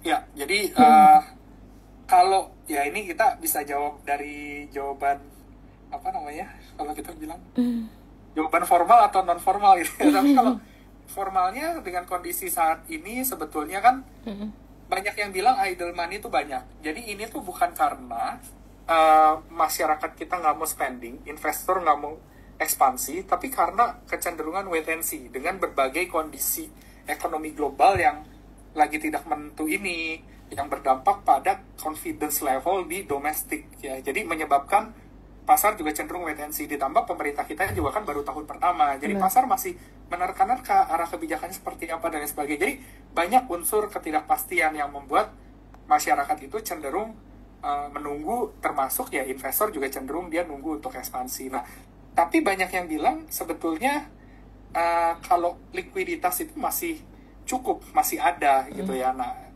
kita bisa misalnya kita bisa lihat dari apa namanya LDR sektor perbankan kita yang sekarang baru mulai naik. Dulu tuh di bawah 78 kalau nggak salah. Nah, sekarang baru mulai naik kisaran 79 80 lah ya. Nah, artinya ini masih sedikit nih penyaluran ke bawah. Jadi karena yang bawah atau konsumennya itu belum mau narik secara signifikan. Ada juga saya dengar cerita dia ada komitmen loan pinjaman sekian M gitu, tapi belum disairin karena mereka nunggu waktu yang tepat untuk expansion. Nah itu terjadi gitu di masyarakat. Jadi kelihatannya sebenarnya dana ada, cuman masyarakat kita tuh kayaknya masih wait and see nih. Masyarakat dan investor ya kelihatannya masih wait and see terhadap ya kondisi ini positif dulu ya, mereka confidence dulu baru mereka berani ke situ. Nah kecuali mungkin ya memang ada emiten yang mereka benar-benar optimis dengan kinerjanya mereka, terus track record dari yang sudah IPO juga mungkin mereka confidence dengan itu sehingga tetap berani lanjut untuk IPO ya. Semua kan bergantung ke situ lagi gitu ya. Nah ya itu sih, nanti kita bisa lihat juga waktu yang let's say paling dekat kan CDIA oversubscribe-nya berapa kali gitu. Nah itu bisa mengindikasikan apakah masyarakat kita atau pasar kita masih bisa menyerap potensi IPO itu tadi. Nah, ini ada cerita unik sih. Ada cerita menarik waktu dulu Goto atau buka IPO ya, saya agak lupa deh. Salah satunya, saya agak lupa. Jadi itu kan IPO-nya gede banget nilainya waktu itu, emisinya. Ternyata sebesar itu pun masih oversubscribe. Artinya kan ya ini ada peluang gitu, dan itu waktu itu kalau nggak salah belasan kali ya? 8 triliun kalau nggak salah. Nah itu pun masih oversubscribe 2 atau 3 kali gitu kan. Artinya minatnya sebenarnya masih besar, dana itu ada. Cuman kalau kondisi sekarang kelihatannya masih wait and see itu tadi sih. Oh iya, kalau ini juga aku berasanya bakalan oversubscribe sih. Soalnya kayaknya animonya kalau aku ngobrol, bukan besar lagi, kayak semuanya pada mau all in. Aduh pusing nih, kita bisa dapatnya cuma 10 lot doang nih nanti nih. Intinya itu kalau all in, kita kan mau beli sesuatu ya, minimal kita kenal dulu lah. Kalau tadi pesan saya sih, at least kita cari tahu dulu tentang perusahaan ini. Kalau kita nggak mau baca prospektus, minimal cari info lah. Tapi info itu pun harus yang bisa dipertanggungjawabkan ya, karena ya nggak semua info kan bisa dipertanggungjawabkan juga gitu. Apalagi kita dapatnya dari medsos itu kan nggak semua bisa dipertanggungjawabkan gitu. Kita masih cari juga sih, masih pinter-pinter filter berita lah intinya gitu, berita dan informasi. Ya, yang penting berita yang atau source yang dicari itu punya sumber resmi atau yang tervalidasi. Jadi bukan berdasarkan pom-pom. Jadi emang ada alasannya kenapa rekomen atau kenapa dia ngebahas itu. Jadi alasannya atau support datanya ada gitu. Terus book building berarti belum dapat jatah ya Pak, harus ikut penawaran umum lagi. Book building kayak udah dapat, biasanya sih dapat, tapi dikit. Kayak pengalaman aku pernah ngikut dikit banget. Lebih enak aku ikut di penawaran umum. Chances buat retail itu aku bilang di penawaran umum lebih gede loh. Kalau buat insti mungkin penawaran awal ya, karena mereka kan ikut fixed allotment, itu jumlahnya gede dan nggak harus setor dulu biasanya. Terus gimana cara hitung? Cara hitung valuasi. Ini pertanyaan menarik sih.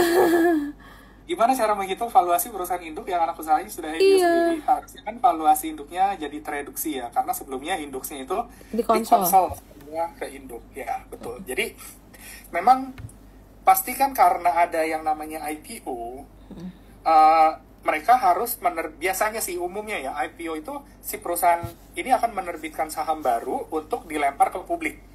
Ya, jarang yang saham punya owner yang dijual ke publik, itu jarang banget, tapi ada. Paling sering ada perusahaan itu biasanya dia terbitin saham baru dan dia tawarkan ke publik. Artinya akan ada kepemilikan publik yang masuk kan. Dengan demikian ownership dari pemilik lama pasti akan reduksi, istilahnya apa saya agak lupa. Jadi dia akan berkurang persentase kepemilikannya. Nah, cuma IPO itu kita masih lihat lagi persentasenya berapa yang dilempar ke publik. Kalau cuma 10%, 20% harusnya nggak terlalu signifikan berdampak ke induknya. Apalagi dana IPO itu kan kesempatan buat ekspansi dari si anak usaha. Jadi memang kepemilikan dia akan berkurang nih. Hak yang bisa dia klaim dari kinerja anak usaha akan berkurang, tapi kalau ada dana untuk ekspansi, anak usahanya makin gede, laba bersihnya tumbuh signifikan, hak yang bisa dia tarik, walaupun dulunya misalnya 70%, sekarang tinggal 68%, tapi 68% dari kinerja yang baru akan lebih gede, jauh lebih gede daripada 70% yang lama. Make sense ya? Nah gitu loh, jadi cara valuasinya sebetulnya ya pakai valuasi metode biasa aja, DCF, DCM dan sebagainya. Cuma kontribusi dari anak usaha itu akan berbeda cara ngitungnya, persentase kepemilikan dia berbeda, ekspektasi kinerja anak usaha berbeda. Nah itu akan berpengaruh pada valuasi. Makanya belum tentu perusahaan induk meng-IPO-kan anak malah valuasinya turun, bisa aja valuasinya naik. Kenapa? Valuasi itu kan melihat ke depan, ada forecasting. Nah, tujuan IPO adalah meningkatkan kinerja anak usaha melalui ekspansi. Berarti akan unlock value-nya si induknya juga dong? Bisa jadi. Asalkan dana IPO digunakan semestinya, digunakan dengan baik, dengan bijak, terus tujuan-tujuan dari IPO itu tercapai, ya tentu akan menambah value dari perusahaan itu sendiri dan juga induk usahanya. Oke, mungkin ini satu pertanyaan terakhir ya, sebelum abis ini kita ke outreach untuk lihat gimana arah IHSG secara teknikal ke depannya, karena memang banyak juga yang nanya. Nah, menjawab double top tadi ya. Iya benar. Tadi kan yang nanya double top. Nah, ini aku mau nanya yang untuk minggu depan. Kayaknya ini yang lagi rame mengenai waste to energy. Ada rumor bahwa minggu depan ini akan ada berita. Ini rumor ya, sekali lagi teman-teman, belum tentu benar. Katanya akan ada keputusan mengenai waste to energy itu. Jadi pengolahan sampah menjadi energi. Menurut Valdi, apakah sektor EBT nih berarti hitungannya itu akan menjadi menarik nantinya? Iya. Ini saya nggak sebut merek ya. Iya. Tapi saya pernah ketemu sama salah satu pengusaha lah. Ini udah cukup lama.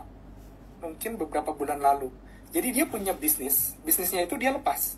Bisnis sebelumnya ya, dia lepas karena dia butuh dana untuk expand di bisnis listrik dari sampah. Nah, size-nya gede banget, makanya dia perlu menjual bisnisnya yang lama untuk mendanai ini. Karena memang dana yang diperlukan untuk mengolah sampah investasi ya, sampah menjadi listrik itu cukup besar. Cuma ini potensinya juga sangat besar karena waste Indonesia itu banyak luar banget. biasa. Even kalau nggak salah, ya. Iya parah banget sampah kita. Ya. Ini yang menyedihkan. Saya pernah baca berita kita itu masuk negara yang punya food waste cukup besar gitu. Nah sementara food waste itu kan nanti akan mengeluarkan yang gas-gas itu yang nantinya bisa diolah menjadi listrik. Kan konsepnya gitu sebenarnya. Bener. Sampah jadi gas, jadi listrik kan. Nah, dengan kondisi sampah kita yang luar biasa masih besar itu, ya itu sebenarnya potensi yang besar juga untuk diolah menjadi listrik. Dan kebetulan saya mesti cek lagi sih ya, apakah kondisi Pulau Jawa, ini yang saya tahu, proyek itu adanya di Pulau Jawa. Nah, apakah di Pulau Jawa itu kondisi listrik saat ini udah surplus, masih sesuai kebutuhan, atau justru kurang? Nah, itu yang saya nggak punya datanya. Dulu pernah dengar datanya, pernah baca, tapi saya nggak update lagi. Jadi saya nggak bisa kasih info itu, tapi kita bisa ngitung atau cari tahu informasi itu. Apakah saat ini kondisi listrik di Indonesia tuh oversupply atau undersupply, jadi kurang supply gitu. Nah, kalau kurang supply, ini bisa jadi potensi baru lagi, sumber energi lainnya yang tentunya lebih ramah lingkungan kan. Iya, menarik. Apalagi sekarang semua itu serba green investment. Jadi memperhatikan ESG kan, environmental, social, and governance. Even investor asing itu, mereka kalau mau invest ke perusahaan di Indonesia, mereka biasanya ngelihat rating ESG-nya, ESG rating. Makanya bursa pun baru-baru ini kan keluarin satu indeks baru namanya ESGL kan. Itu Serika Hati sama nggak? Serika Hati? Mirip. Banyak. Cuman kalau Serika Hati kan dari yang dilakukan filternya oleh Serika Hati. Nah, kalau ESGL itu dia menghitung atau melihat juga rating atau skor ESG dari Sustainalytics kalau nggak salah namanya. Nah, itu ada ratingnya tuh ESG dia perusahaannya berapa. Nah, nggak semua perusahaan di Indonesia punya rating ESG. Itu menariknya. Makanya ESGL juga jumlahnya nggak terlalu banyak. Oke, menarik. Oke, sekarang mungkin kita akan thank you banget ya insight-nya Valdi. Terus kita akan masuk ke technical ya, karena menjawab pertanyaan nih katanya IHSG ada yang nanya tadi emang double top. Arich boleh share insight nggak mengenai kira-kira arah technical ke depan atau minggu depan tuh gimana sih? Oke. Ini saya izin share screen dulu ya. Buat tampilin chat.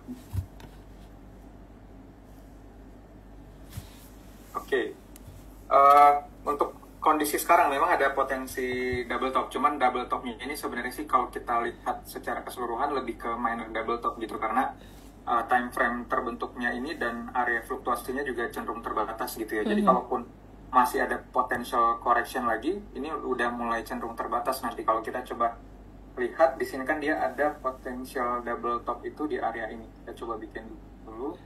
Topnya itu di area 7.200-an. Di area ini, kemudian turun. Nah, sekarang kita coba bikin neckline itu di kisaran 7.040. Ini area neckline. Di area sini, kemudian dia ada resist di atas.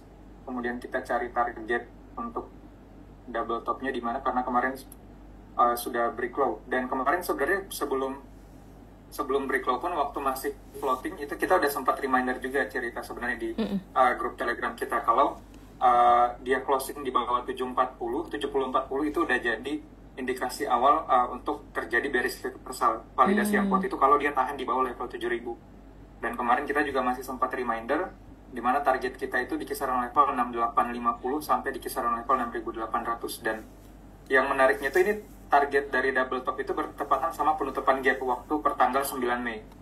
Jadi ya untuk saat ini sih memang masih ada potensial downside. Cuma potensial downside-nya sih udah mulai cenderung terbatas di kisaran level 6850. Jadi kalau di hari Senin atau Selasa itu sudah mulai cenderung sideways di sini, ya ada potensial rebound. Setidaknya untuk bikin V-shape recovery itu kan pasti balik lagi di 24 di kisaran level 27240. Teman, sebelum uji level itu kan ini validasi untuk mematahkan tren sebelumnya itu kan ini ada di level 70-40 lagi. Jadi untuk saat ini ada potensial downside lanjutan kemungkinan minggu depan, tapi nggak terlalu signifikan. Ini udah mulai cenderung terbatas areanya itu di kisaran level 6840, 6850. Dan ya mungkin sebenarnya kalau untuk komposit seperti itu sih, jadi udah memang masih ada peluang turun tapi udah mulai cenderung terbatas. Dan kalau ternyata di hari Senin atau Selasa atau intinya di pekan depan itu mulai cenderung tahan ketika masuk di area gap tersebut atau target double top, ya ini baru membuka adanya potensial rebound untuk composite. Oke, menarik ya. Untuk semoga minggu depan nih udah kelar nih koreksinya. Terus si Trump juga kemarin kan mau nyerang, nggak jadi. Nah, kalau dia bilang nggak jadi ya, kita damai. Nah, itu rebound tuh. Market emang sekarang kayak begini. Oke, dan boleh tahu nggak kira-kira 3 saham yang menjadi rekomendasi secara teknikal dari Arich atau dari Pintraco, apa nih yang kira-kira boleh kita perhatikan?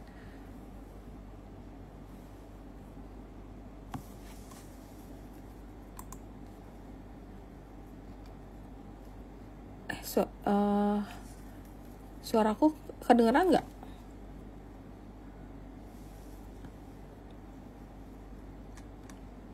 Terdengar. Oh iya, Arich yang keputus ya? Oh iya, signal dia kena gangguan. Sebentar ya. Tadi kayak lagi seru-seru terus hilang. Oh, ini dia udah masuk lagi.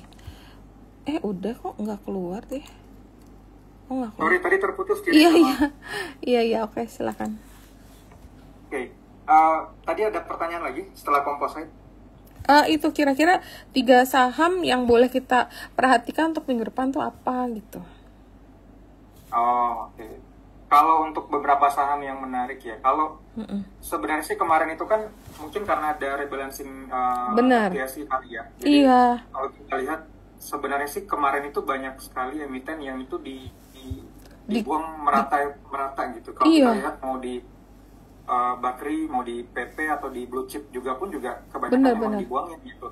Ada beberapa yang memang masih ada akumulasi gitu ya, kalau kayak WiFi, kemudian kalau AADI itu juga ada akumulasi, cuman sepertinya sih karena mau masuk FTS ini ya, mau masuk FTSE ya. Iya. Jadi terus lanjut. Kalau untuk emiten-emiten yang menarik, paling ada beberapa misalnya seperti AADI, karena memang kemarin ada akumulasi di saat yang lain itu dipukul rata semua dikeluarkan. Yang selain dari itu sih sebenarnya kita ada WiFi, cuman WiFi mungkin lebih sekedar update saja karena kita udah sempat menyaksikan di grup Telegram kita juga, dan ini masih kita maintain juga trading plan-nya karena masih sejalan. Kemarin pertama juga sudah achieve di kisaran level 2100 dan kita masih ada target selanjutnya itu di kisaran level 2230 dan kalau mau entry sih sebaiknya tetap nanti di kisaran level 2000-an karena kalau mau masuk di level sekarang ini kan udah masuk di area pivot, jadi risk dan rewardnya jadinya nggak terlalu menarik gitu. Tapi kalau udah punya, ya ini masih bisa di hold dulu karena kemarin memang ada tekanan jual pas pre-close tapi nggak gede, belum tidak sesignifikan ketika akumulasi di perdagangan pertama. Jadi ini masih cukup menarik. Yang kalau masih bisa dipertimbangkan untuk buy itu dari Bakri, sebenarnya Dewa masih cukup menarik, Ciri. Karena yang unik itu kemarin itu di 178 waktu pre-close itu kan ini juga kena buangan karena ya hampir semua sebenarnya kena buangan. Nah kalau kita lihat di Dewa di 178 itu pernah kejadian ada akumulasi waktu tanggal 4 Juni dan itu level akumulasi itu mulai intens itu dari area 178 sampai di level 180 dan sekarang udah balik lagi di level akumulasi awal. Ketika dia ada akumulasi di level 178 ke atas itu nggak ada tekanan jual yang sebesar itu ketika terjadi koreksi sampai di 178. Jadi sekarang dia ketemu base-nya lagi di 178 itu sehingga udah cukup menarik karena waktu pertanggal 4 Juni itu di 178 lumayan banyak ada akumulasi itu di, kalau nggak salah ingat kemarin ada 124 juta lembar saham. Dan kemarin itu yang keluar di 178 waktu semuanya dipukul rata dibuang itu cuma 30 juta lembar saham. Jadi masih cukup banyak yang hold emiten dari akumulasi pertama dan sekarang balik lagi di base-nya. Jadi buy on support di level sekarang di 178 udah cukup menarik untuk kita mulai pertimbangkan gitu ya. Tapi ini tetap disclaimer on ya, kita cuma sampaikan analisanya. Jadi kalau untuk saat ini Dewa menarik di 178, targetnya kita pecah ada 3 di sini karena untuk area pivot dulu di kisaran 190, kemudian target strong resist kita di kisaran 202, nanti kalau breakout dari 202, baru ini memvalidasi second rally dan target kita maksimal itu untuk saat ini di level 220 dulu. Kemudian stop loss kalau break low di kisaran di bawah level 172, area neckline dari second rally sebelumnya. Kemudian selain dari Dewa, mungkin terakhir ya Cirita ya, itu ada ini untuk sebenarnya sih ini bisa disesuaikan. Kita mau swing trade, mau long term juga masih cukup menarik. Itu ada Bank BRI. Kenapa? Karena sebelumnya kita udah sempat bikin ulasan kalau ini sebenarnya ada potensial downside dulu untuk menutup gap itu mulai dari area 3.800 dan kemarin udah masuk di area 3.800 dan yang menarik itu sebenarnya dari kalau kita ngomongin Big Four memang semuanya kan cocok buat invest ya. Cuman yang saya lihat yang bisa di-highlight di BRI itu waktu tanggal 28 Juni itu ada akumulasi paling besar dibanding perbankan yang lain, di Big Four yang lain dari 3 yang lain. Karena kalau kita lihat di tanggal 28 Mei itu ada spike lumayan signifikan itu sampai 10 fraksi waktu itu pas pre-close dan itu ada transaksi lumayan besar itu kalau nggak salah ingat kemarin di kisaran level 2 triliunan 1,2 T total transaksi di 28 Mei itu totalnya 2 triliun tapi ada indikasi akumulasinya itu sebesar 1,2 T jadi udah lebih dari setengah total akumulasi gitu terjadi di level waktu itu di kisaran level 4450 dan belum ada tekanan jual sebesar itu ketika sudah ada akumulasi di 4450 jadi kalau memang untuk mau swing ya sebenarnya di level-level 3.800 ini ada 2 level sebenarnya yang saya highlight itu ada area 3.800 sama di kisaran level 3.600 untuk entry jadi entry bisa bertahap di 2 level itu bisa dipertimbangkan kemudian target terdekat ini di pivot dulu 4.100 kemudian target keduanya untuk kejar area akumulasi sebelumnya di 4.400 sampai 4.450 itu untuk target swingnya tapi kalau untuk long term, ini kita masih ada juga untuk long term itu ada target di kisaran level 5.400. Ini saya dapat dari kalau saya ganti ke weekly kita dapat area double bottom. Kalau double bottomnya itu sampai area fluktuasi di kisaran 3.600, kita dapat target maksimal double bottomnya itu di 5.400. Cuman target ini kan lumayan jauh, jadi ini lebih fokus untuk yang long term bukan untuk swing gitu ya. Jadi mungkin itu yang menarik dipertimbangkan ada WiFi, Dewa, BBRI. Ya sebenarnya kalau kita ngomongin flow itu sebenarnya yang menarik kemarin itu ada ADMR sama AADI. Cuman kalau AADI itu kan terkait dengan ada potensi dia masuk saat rebalancing nanti sehingga kemarin ada akumulasi lumayan besar. Walaupun ini bentuknya doji, tapi dojinya ini memang sebelum pre-close itu dia tutup di bawah. Kalau kita lihat per 1 menit dia kan di jam 15.49 itu di 69.50 habis itu dia ada spike 125 poin ke 70.75 dan volume terbesar kemarin itu hampir seluruh itu kontribusinya dari pas akumulasi terjadi di pre-close jadi kalau buy flow-nya kemarin sebenarnya AADI cukup kuat untuk terjadi rebound di pekan depan cuman by technical kan memang kita tunggu validasi kalau udah main di atas level 7250 mungkin baru kita akan keluarkan rekomendasi buy-nya gitu karena walaupun ada akumulasi kan kita tetap memperhitungkan beberapa level-level penting kalau kita pakai analisa teknikalnya gitu. Jadi ini bisa dimasukkan di watchlist juga. Breakout dari 7250 entry bisa dipertimbangkan dan targetnya ke area resisten dulu di kisaran level 7750. Mungkin seperti itu cerita. Ini kebetulan kalau ada yang nanya kamu bisa kasih insight untuk boleh. Ini ada yang nanya mengenai BRMS ya. BRMS itu kemarin terkena outflow atau terkena rebalancing dari FTSE. Padahal kalau kita lihat kan kayaknya walaupun digebukin dia lumayan kuat kan, walaupun akhirnya sama nih kayak kasusnya ADI. Akhirnya pas penutupan ada terjadi jualan juga. Nah kalau ini teknikalnya bagaimana? Kalau BRMS ini sebenarnya memang kalau kemarin itu kita bilang tekanan jual sih hampir seluruh emiten sih yang kena hampir menyeluruh ya. Jadi kayaknya sih kita nggak bisa mengkotakkan BRMS ini ada jualan dan kemarin itu sebenarnya kalau ada yang memperhatikan bid offernya karena kebetulan kemarin saya lagi buka bid offernya juga cerita. Lumayan kuat sih. Iya, jadi sebelumnya itu kan dia ada di area offer. Kemudian pas di area offer saya lupa kemarin lotnya tapi lumayan tebel.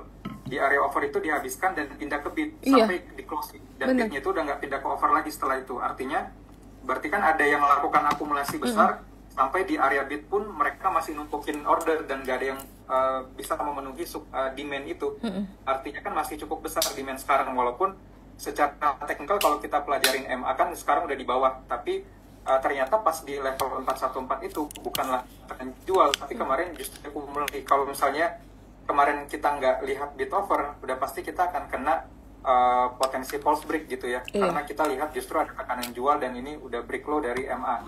Nah kalau misalnya udah punya BRMS, sebenarnya ini masih bisa di hold dulu. Karena kemarin ada akumulasi yang lumayan besar juga. Jadi kalaupun nanti ada fluktuasi, saya rasa ini fluktuasinya juga udah cenderung terbatas di kisaran level 400. Jadi untuk saat ini toleransi maksimalnya di level 400 itu. Kalau jebol, ini kita batasi resikonya. Tapi kalau tahan, entry masih bisa dipertimbangkan sampai di kisaran level 402. Kalau udah punya, ini masih bisa di hold karena potensial upside sampai di 450 dan balik lagi di 500 ini masih cukup besar. Cuman 500 mungkin text time ya. Jadi untuk saat ini mungkin fokusnya tetap di kisaran 450 dan 460 dulu, baru kita ke area 500 itu. Tapi untuk RMS sih masih bagus. Kemarin base-nya udah ketemu di 414 dan itu memang ada akumulasi sebenarnya, bukan tekanan jual. Iya, benar. Oke, terus ini tadi ada yang nanya apa? Oh, ada yang nanya juga nih mengenai Toba. Karena Toba abis masuk ke UMA setelah dia naik-naik, terus kan masuk UMA. Oh, kamu mau bahas Antem dulu? Oh iya, tadi saya baca yang pertanyaan. Iya, nggak apa-apa. Kalau untuk Antam, sebenarnya Antam ini dia ada double top, cuman masalahnya double topnya ini kayaknya akan cukup mudah tercapai karena dia kan emang ex-date ya, minggu depan udah ex-date. Kalau kita lihat sebenarnya biasa emiten itu mengejar biasa potensial downside itu hampir sama dengan dividen yang kita dapatkan gitu. Kalau misalnya Antam itu dividennya 151, berarti ada potensi turunnya juga 151 dari harga sekarang.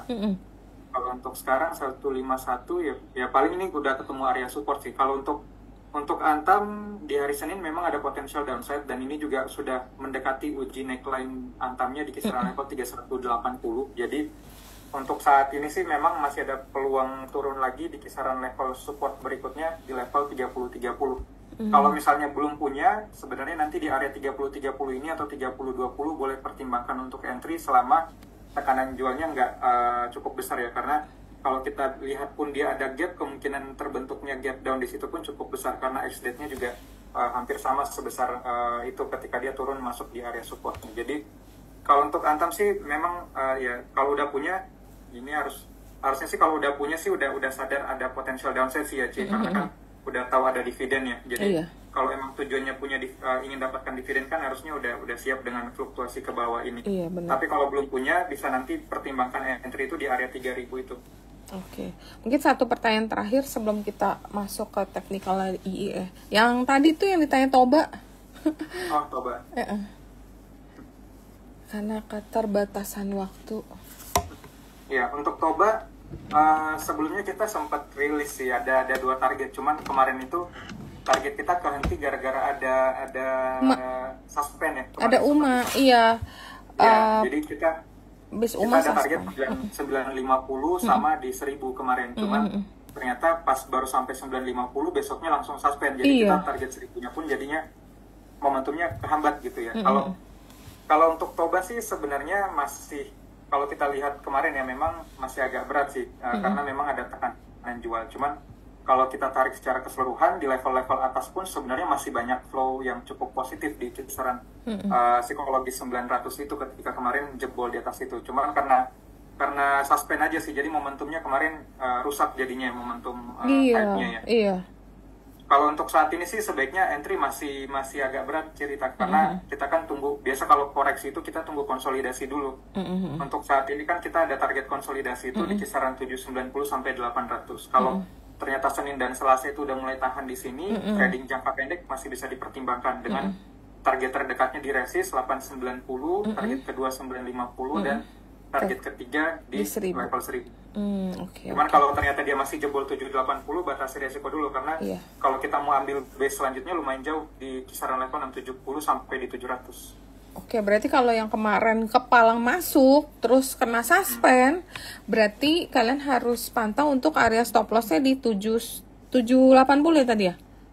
Iya. Oke, karena kalau nggak di stop loss, kalau mereka belum ada perlawanan buyernya, ini kan kelihatan masih seller semua ya setelah suspend. Ini kelihatan kemarin tuh kelihatan udah hijau, kelihatan tuh udah mulai ada perlawanan. Mungkin karena market kita juga lagi jelek, koreksi, yang jualan juga mungkin panik, akhirnya ditutupnya di area merah. Padahal tuh kemarin udah sempet hijau lumayan tuh, udah sampai 870 ya, 880. Nah itu kan udah mau balik ke angka kan 850 ditembusin tuh, kayaknya udah mau balik lagi tuh kan, tahu tutupnya malah tutup bawah gitu loh. Jadi emang ya ini kadang-kadang Toba ya begitulah, banyak trik-triknya. Dari dulu mainnya suka surprise. Oke, kalau gitu aku izin share screen ya teman-teman yang belum terakomodasi, maaf ya soalnya waktunya mepet, aku mau ke dokter habis ini. Oke, aku akan share screen untuk technical minggu ini. Kemana sih kok jadi. Nah, oke, untuk technical IEM minggu ini, sekali lagi disclaimer, IHSG kalau bullish itu koreksi dan bertahan di support FR 23,6% di 6922 dan support Gun-Fan Line 2/1 ini bertahan di level tersebut, maka potensi rebound menuju resisten 7240. Saat ini IHSG masih berada di atas Kumo. Nah, tapi kalau bearish koreksi dan break low di 6994, maka potensi lanjutan IHSG koreksi menuju target double top di 6750. Indikator super trend baru mengkonfirmasi sinyal jual. Nah, untuk rotasi sektor yang ada di improving, ada IDX Infra yang ada leading di basic, Trans dan IDX Health, ada IDX Energi yang turun ke weakening, tech-nya itu turun ke weakening, kayak hilang momentum ya, dari leading ke weakening. Finance-nya juga turun, dan yang lagging ada di IDX Cyclicals, Industri, Prop, dan non-cyclical. Dan yang untuk daily-nya yang naik malah tech, industri. Kemudian yang ada di leading ada Trans, IDX Energi, Health, sama Basic. Yang weakening ini nggak ada. Yang lagging ada di Prop, Finance, sama Infra. Ada cyclical sama non-cyclical. Yang Finance ini yang naik ke lagging ada Arto, Saratoga, Bank Mandiri, BBHI. Ini ada apa sih, BRIS ya? Yang ada di leading BBTN, BBYB, BCAP, BBKP, BGTG. Ini banyak bank teknologi, saham bank teknologi ya. Kemudian ada MFIN, kemudian Bank Bali turun ke weakening. Yang ada di weakening juga ada BNGA, TRIM. Kemudian yang lagging ada INPC, Penin Bank, Penin Life, Bank Danamon. Terus yang infra ini ada Indosat, yang naik dari ada SSIA, ada Tower, ada Akset. Kemudian yang dari improving naik ke leading ada PTPP, PGO, Adi, Kin, Karya, dan Inet. Ini agak turun ke weakening. Yang ada di weakening ada IDPR, POWR, dan yang di lagging ada CMNP, Brand, Arko, XL. Ini yang EBT nih ya, yang sama yang Stelco ada di sini. Nah, saham yang menarik untuk minggu depan, Medco sideways di Tenkan-sen level dan akan tes support di channel di sekitar 1400. Bertahan di 1400, Medco akan kembali rally menuju target resisten up channel di 1630. Saat ini Medco udah berada di Tenkan-sen, Kijun-sen, dan Kumo. Buy area 1470 hingga 139, target 1 1500, target 2 158, stop loss 137. Kemudian ada cuan ini koreksi dalam beberapa hari tapi bertahan di support FR 23,6 di 11350. Jika bertahan di 11350 dan break last high di 13375 akan membuka potensi cuan untuk rally ke 157. Mini trendnya udah 6 daripada 8. Rekomendasi technical buy area di 12150 dan sampai 1145, target 1 124. Target 2-nya 13.000, stop loss-nya 11.3. Kemudian ada BRPT yang sideways dan bertahan di support mid line up channel di 14.9, bertahan di 14.9 dan break last high di 16.3, maka BRPT akan kembali rally menuju resistance up channel di 18.9.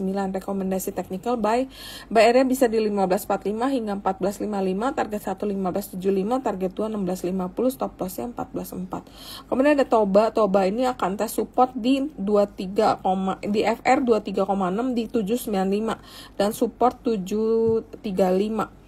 Jika bertahan di level tersebut dalam jangka panjang tuh Toba itu masih berpotensi membentuk rounding bottom channel menuju target 1975.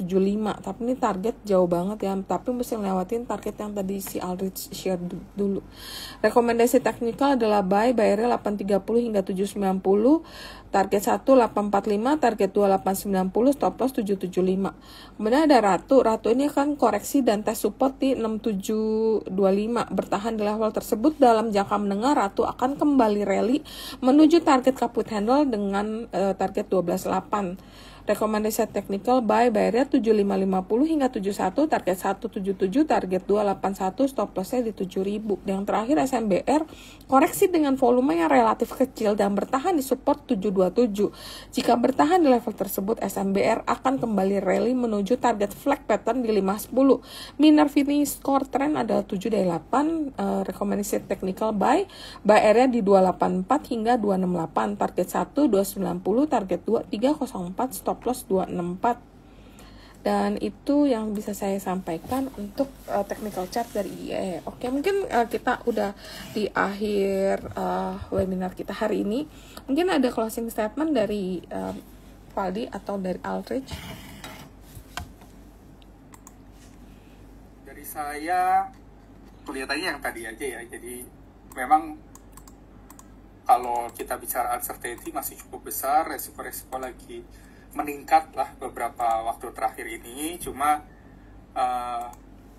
ya ini mungkin kondisi yang sangat mudah membuat orang itu jadi irasional gitu ya. Nah, pada kondisi inilah kesempatan kita buat jadi irasional dengan cara ya mungkin meningkatkan tadi ya, kalau biasanya nggak pernah baca berita nanti jadi lebih rajin, selama ini nggak pernah lihat faktor-faktor lain di luar sahamnya, kita jadi mulai mengerti tentang makro dan lain sebagainya, sehingga nanti keputusan kita itu akan lebih broad ya, dan menghindari yang namanya bias. Nah itu intinya sih mungkin di situ. Oke, thank Itu you. dari aku. Arich ada yang mau ditambahin nggak?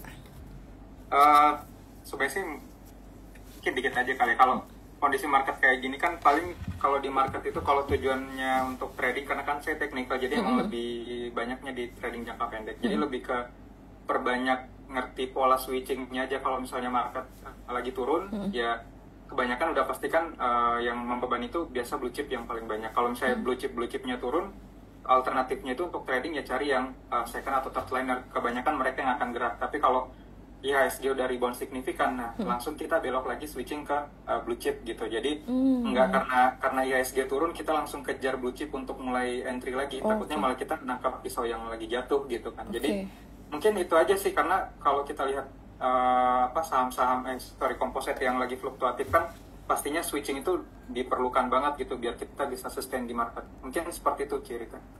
Oke, makasih banyak untuk Valdi sama Arich untuk insight-nya, sangat helpful di market yang sangat nggak jelas kayak gini, dan banyak banget kebetulan tadi ada yang nanya mengenai IPO CDIA. Semoga bisa membantu teman-teman investor yang nonton webinar kita hari ini. Dan jangan lupa kalau mau buka rekening bisa langsung di aplikasi, kode salesnya temen aku Listri, kode salesnya 33, ntar masukin biar nanti Listri akan bantu juga untuk stock pick dan lain-lain untuk menyampaikan apa yang si Arich udah share. Nanti Listri akan share juga buat kalian.